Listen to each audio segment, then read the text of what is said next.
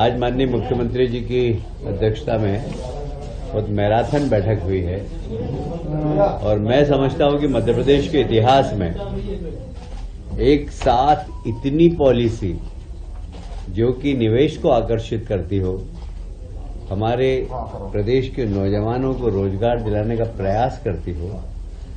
मेरे भी 30 साल के राजनीतिक जीवन में, विधायी कार्यकाल में शायद पहली बार इतनी पॉलिसी, इतनी नीतियां एक साथ आई है। जीआईएस की तैयारियां में अभी पूरी सरकार लगी हुई है, आप सभी जानते हैं। सबने अपनी पॉलिसी बनाई है जिसके बारे में मैं आपको अभी बताऊंगा। बाहर का निवेश हमारे यहां आए, इसके लिए माननीय मुख्यमंत्री जी विदेश में गए भी थे और कल दिल्ली के अंदर विदेशी राजदूतों के साथ बैठक भी है। हमारा वाणिज्य केंद्र का वाणिज्य उद्योग विभाग उसको कोऑर्डिनेट कर रहा है और कैसे बाहर के इन्वेस्टर मध्य प्रदेश में आए, इन्वेस्टमेंट करें, इसके लिए कल माननीय मुख्यमंत्री जी विदेश के सारे राजदूतों के साथ बैठक करेंगे। माननीय प्रधानमंत्री जी 24 फरवरी को यहां पर आ रहे हैं और 25 को हमारे गृह और सहकारिता मंत्री माननीय अमित शाह जी भी आएंगे। मुझे लगता है कि समापन गृह मंत्री जी अमित शाह जी ही करेंगे। देखिए, हमारा जो पॉलिसी बनी है उसका मुख्य उद्देश्य मैं एक बार फिर से दोहराना चाहूंगा कि मध्य प्रदेश के नौजवानों को रोजगार मिले। फिर निर्यात को बढ़ावा कैसे हो, तो निर्यात को बढ़ावा देने के लिए एक अलग से हमारी पॉलिसी बनी है।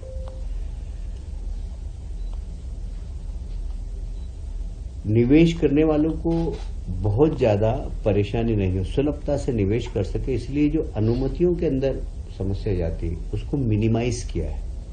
अनुमतियां और सब ऑनलाइन है और पारदर्शी और समय सीमा के अंदर सारी अनुमति देना चाहिए, इस बारे में शासन के निर्देश भी है। ईज ऑफ डूइंग बिजनेस को बढ़ावा देना हमारा इस पॉलिसी का मुख्य उद्देश्य है।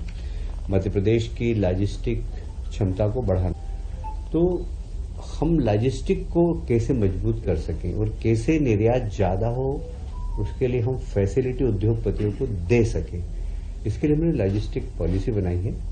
और पोर्ट तक सामान पहुंचे तो उनके ट्रांसपोर्टेशन में भी हमारी जो नई पॉलिसी आई है उसमें हम उत्पादकों को सहयोग करेंगे।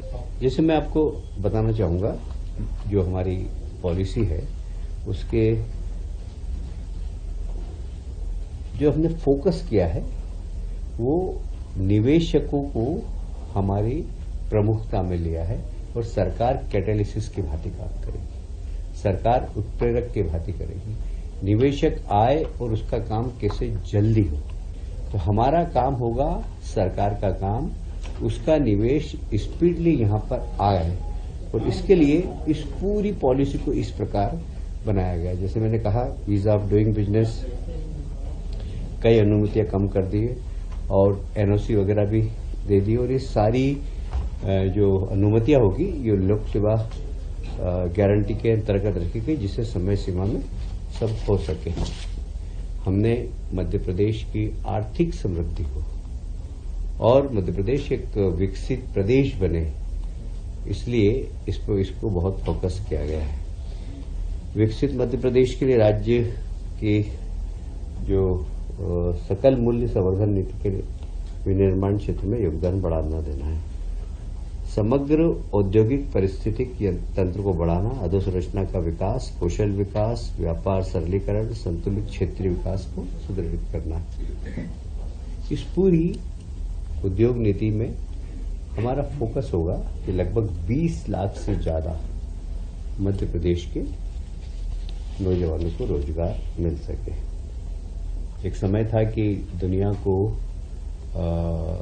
खिलौने सर्वाधिक चाइना सप्लाई करता था। आज भारत विश्व के अंदर दूसरे नंबर पर है और उसमें हम चाहते हैं कि मध्य प्रदेश पहले नंबर पर बने, खिलौने का हब बने, तो खिलौना उद्योग यहाँ पर पनपे, उसके लिए हमारा प्रयास हुआ।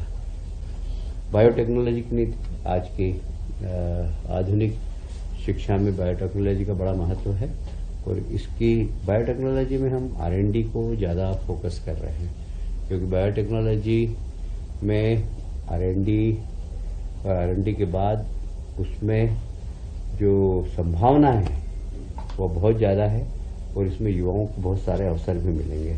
मेडिकल डिवाइस नीति, इलेक्ट्रिकल व्हीकल आज की आवश्यकता है और उसके भी विनिर्माण की नीति हम बना रहे हैं।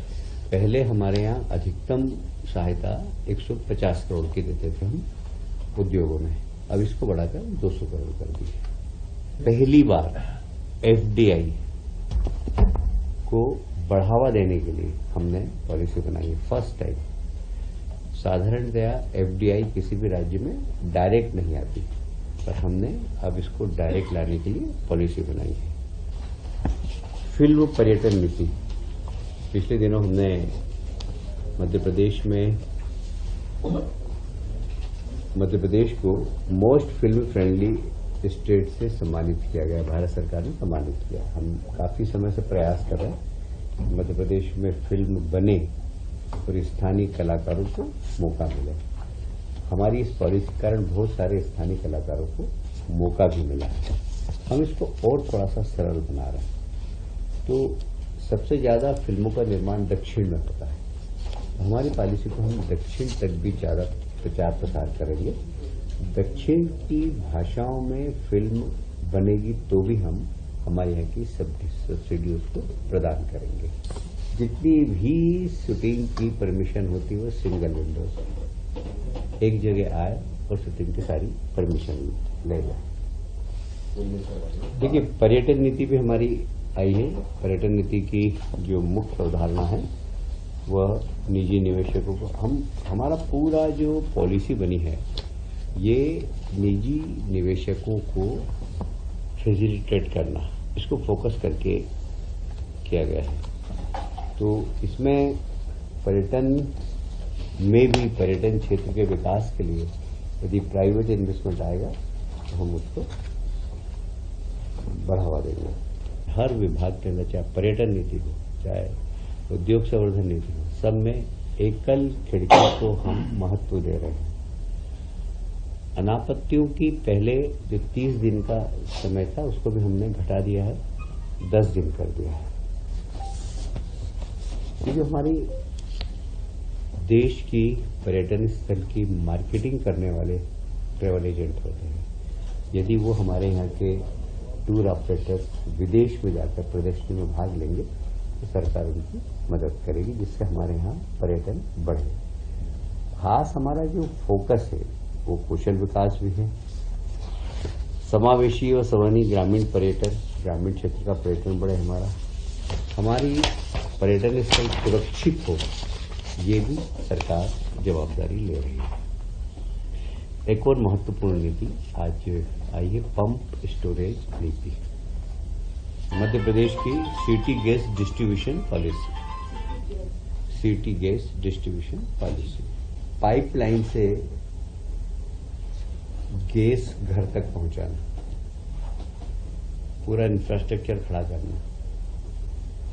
और निश्चित रूप से जब हमारे यहाँ हम इसको बढ़ावा देंगे तो जो मकान बन रहे हैं, जो बिल्डिंग बन रही है, जो रोड बन रहे हैं, उसमें पाइपलाइन के लिए पर्याप्त स्थान हो। कुल मिलाकर हमारी जितनी भी पॉलिसी बनी है उस पॉलिसी का उद्देश्य एक ही है कि सिंगल विंडो, समय सीमा में परमिशन, पारदर्शी परमिशन, लोग सीधे ऑनलाइन परमिशन ले सकेंगे, ऑफिस में जाने की जरूरत नहीं होगी।